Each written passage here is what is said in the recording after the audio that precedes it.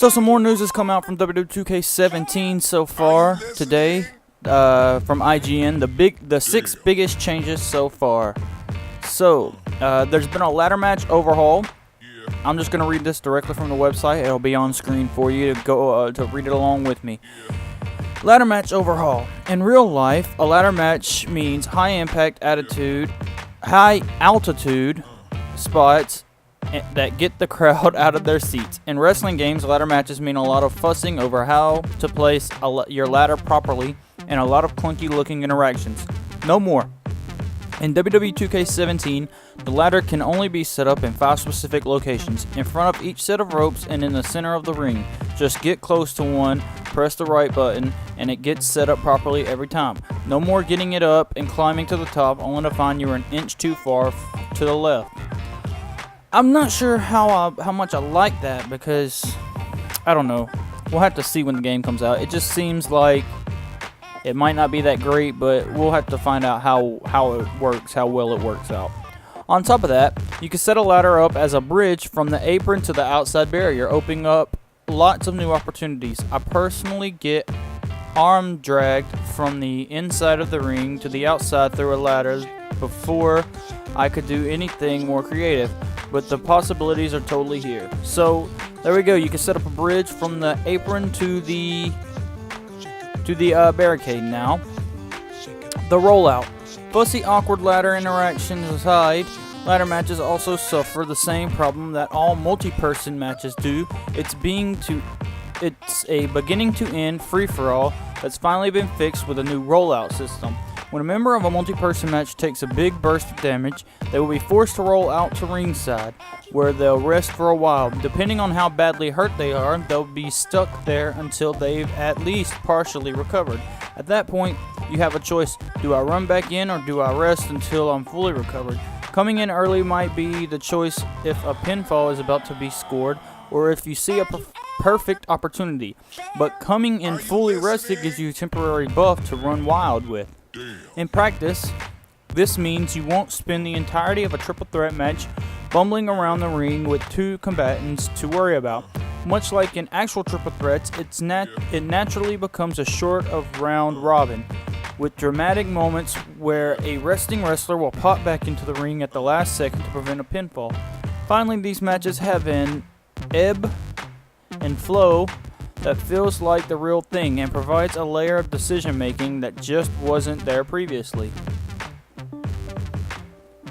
So we got now, I guess, I don't know if I like that either, because it's depending on how prevalent it is, because that would essentially turn triple threat and fatal 4-way matches into just one-on-one matches where you're just swapping people in and out, which I don't know if I like that, but we'll have to see how big of an impact that actually changes. I guess it would be good if you are really damaged. If it doesn't come into play till everybody's really damaged, that would be alright, because then, yes, it gives you a chance to breathe. But if it's like at the beginning of the match, somebody hits you with a big, let's say, running move, and then you have to roll out to the outside, that's not that great. Backstage brawls and fighting in the crowd. Finally, at long last, you can fight backstage or in the crowd again. You can either play a separate backstage brawl match, so that answers my question from the video I posted earlier today, that it is its own separate thing. So it looks like it's not gonna be like the Here Comes the Pain. It looks like it's gonna be either like WWE 12, 13, and 2K14, or it's gonna be like the SmackDown vs. Raw series, where you win by KO, or you can transition from any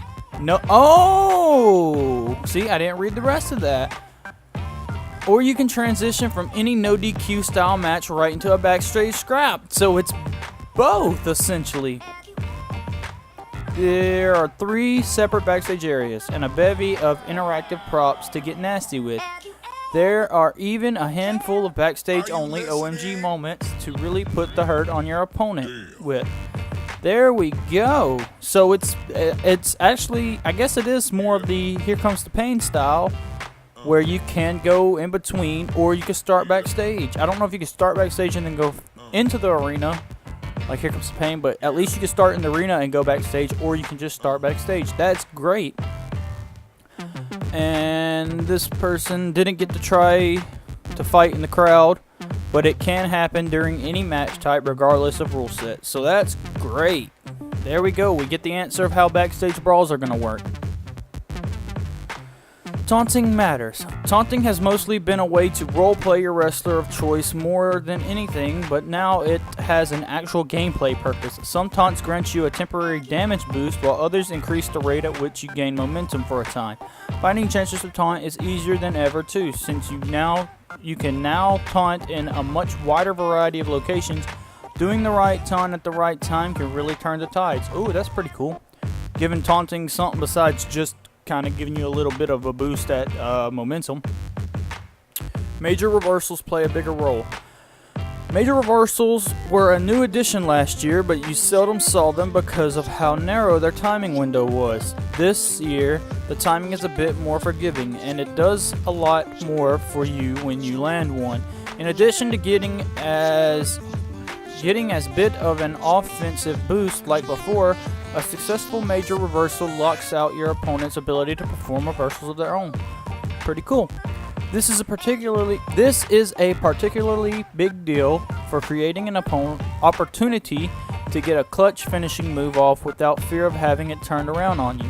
More than even last year, I really found myself holding on to a couple of reversals while taking a beating, choosing to wait for a major reversal opportunity to really turn things around. So that's pretty cool. Chain wrestling and submission changes. Of all the neat new features we've seen from Ukes and visual concepts over the last few years, chain wrestling and the new submission system have been the two most contentious.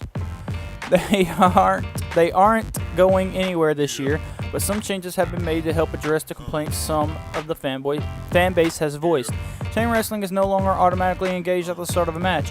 It will still happen if two characters try to grapple each other simultaneously or in other situations based on the wrestler's style and personality, but it is no longer the standard way to start the match. While I dig the chain wrestling system, it being the particularly match opener didn't make a lot of sense, so I'm glad it plays a similar role.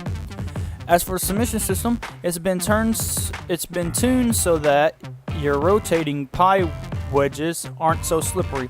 It definitely feels like you have more control in submission situations as a result. That said, some people still just want to mash buttons, and for them, an alternate submission system can be turned on that lets them go back to the days of controller smashing and mashing. How that will work online with people wanting different styles is up in the air, but it's cool to see 2K is giving everyone a chance to play the way they want. So that's everything I tested out. None of the new WWE Universe or My Career stuff was available for me to try, but I got a very good sense of how WWE2K17 is going to feel in the ring, and I really dig how the franchise continues to march further and further towards being a simulation sports game. So there you go, that's all the new news. The person who wrote this article is Vincent Ingenito. I probably butchered his name, but that's who wrote this article. He got to test out the game apparently, and so far it's looking great. I'm liking everything that he said has been changed here. So, yeah. I hope you guys enjoy this video. Let me know your thoughts and opinions on this news that's been announced. And, yeah, I'll catch you guys next time.